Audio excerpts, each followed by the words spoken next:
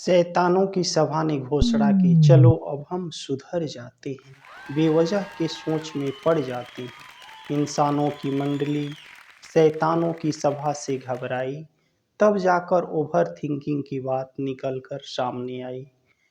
आप अकेले में ओवर थिंकिंग का मजा ले रहे हैं? क्या आप ओवर थिंकिंग की आदत के शिकार हैं?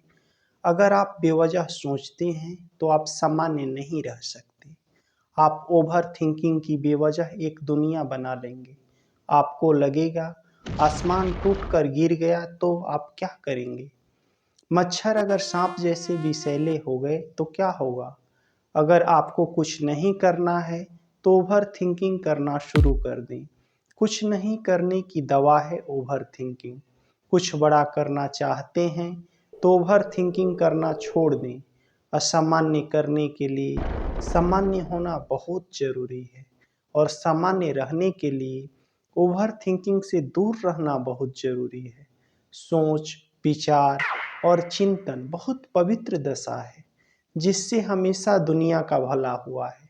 लेकिन जब यह बेवजह, बिना सिर पैर के, बिना जरूरत के आपके ऊपर हावी हो जाए, आपका नियंत्रण उस पर न हो, तो वह व्यक्ति, समाज, समय सबके लिए घातक सिद्ध होता है। उससे सबसे पहले प्रभावित वह व्यक्ति होता है जो उसे अपने सिर पर लिए घूमता है। इसलिए आप अपने को चिंतन करने के लिए प्रशिक्षित करें। यह ऐसे ही नहीं हो जाता। ऐसा करने के लिए आपको ट्रेंड होना पड़ता है। रोज की आदत में उसे शामिल करना होता है। कई बार गिरना होगा, फिर उठकर खड़ा होना होगा, और फिर आपको अपनी दिशा में चलना होगा। वैज्ञानिक, रिसर्चर अपने विषय का चिंतन करते हैं और परिणाम स्वरूप हमें एक नए आविष्कार, इनोवेशन से जोड़ते हैं। यह भी कहा जा सकता है कि चिंतन का अति ओवर थिंकिंग है, लेकिन ऐसा नहीं, चिंतन का अति हो ही नहीं सकता, क्योंकि हमारे समाज में अति का कोई जगह ही नहीं है। हम अति में जीने वाले लोग नहीं हैं। इसलिए चिंतन ओवर थिंकिंग नहीं है, और ओवर थिंकिंग चिंतन नहीं है। अगर कोई व्यक्ति ओवर थिंकिंग का शिकार है और वह चिंतन की दिशा में बढ़ता है, तो वह खुद ब खुद स्वस्थ और एक सभ्य समाज के लिए वरदान साबित होगा। ठीक इसके विपरीत, ओवर थिंकिंग का शिकार व्यक्ति अपने लिए और समाज के लिए समस्याएं खड़ा करता है और कई बार अपराध को भी जन्म देता है। ओवर थिंकिंग एक मानसिक बीमारी है, जिससे बचने के लिए व्यक्ति को सबसे पहले अपने आप को ट्रेंड करना होगा, जिससे उसके भीतर एक नई ऊर्जा पैदा हो सके। यह निरंतर प्रयास करने से ही संभव है। यह बाहरी दुनिया से उसके अंदर पैदा कर पाना संभव नहीं है। किसी विषय, वस्तु, स्थिति, व्यक्ति या अपने आप पर आप जरूरत से ज़्यादा सोचते हैं, उसमें खोए रहते हैं, चाहे वह पॉजिटिव हो या निगेटिव, तो आप ओवर थिंकिंग के शिकार कहे जा सकते हैं। ओवर थिंकिंग पॉजिटिव हो या निगेटिव, दोनों स्थिति में उससे कुछ हासिल नहीं किया जा सकता। ओवर थिंकिंग से खोना ही खोना है। यह कुछ न करने का बहाना है। उससे किसी समस्या का हल कभी नहीं निकलता, बल्कि ओवर थिंकिंग अपने आप में एक समस्या है।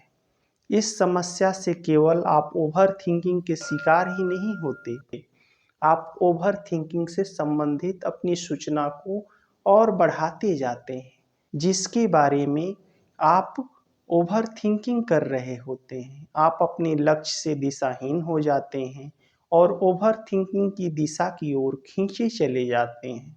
आपकी सहजता गायब हो जाती है।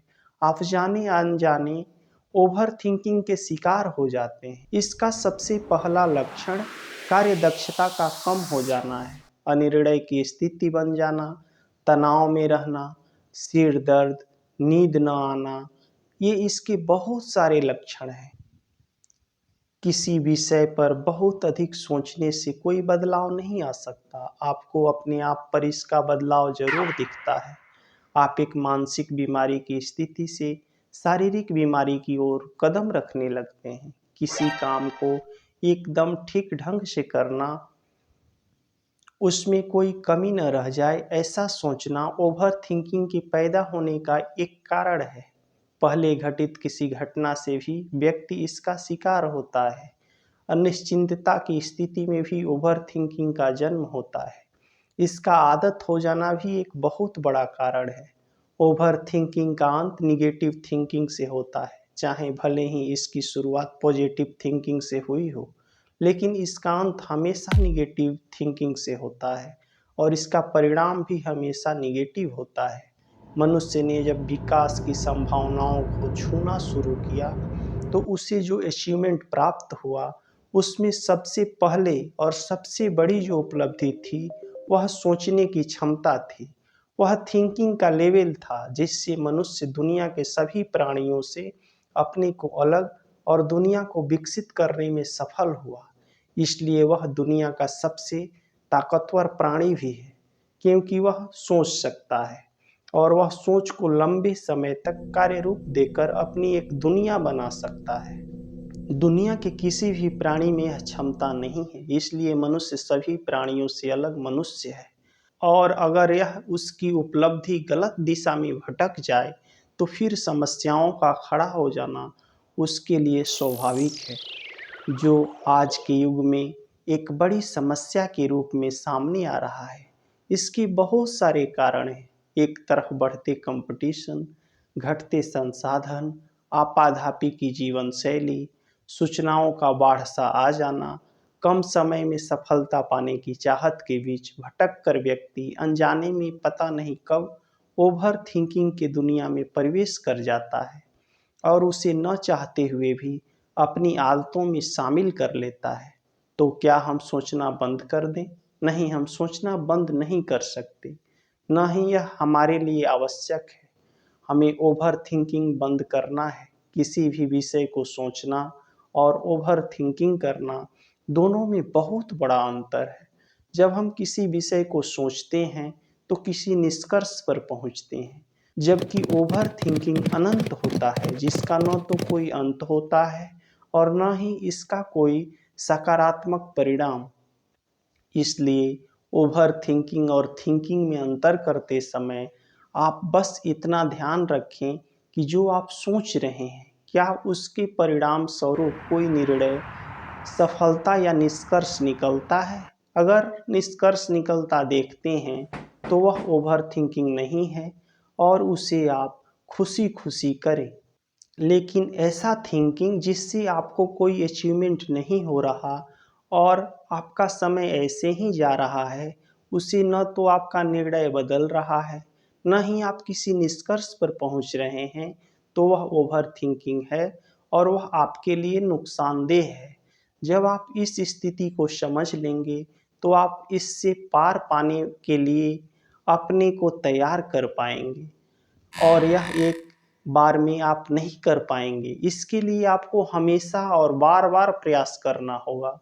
जब आपको ऐसा लगे कि आपके ऊपर ओवर थिंकिंग हावी हो रहा है, आप खाली बैठे हैं, अकेले बैठे हैं, तो आप अपने साँस को गिनना शुरू कर दें। आप 1 मिनट में कितनी बार साँस ले रहे हैं? आप ऐसा करते हुए लंबी-लंबी साँसें भी ले सकते हैं। आप कोई ऐसा गेम खेलें, आप पहेली सॉल्व कर सकते हैं, आप अपने पसंद के विषय को पढ़, सुन और लिख सकते हैं। कहते हैं ना, जब सारी दवा बेअसर हो जाती है तो दुआ काम आती है। लेकिन ओवर थिंकिंग से बचने के लिए न तो आपको किसी दवा की ज़रूरत है, न ही दुआ की। आप खुद अपनी आदत में बदलाव करके, अपने को ट्रेंड करके इससे निजात पा सकते हैं।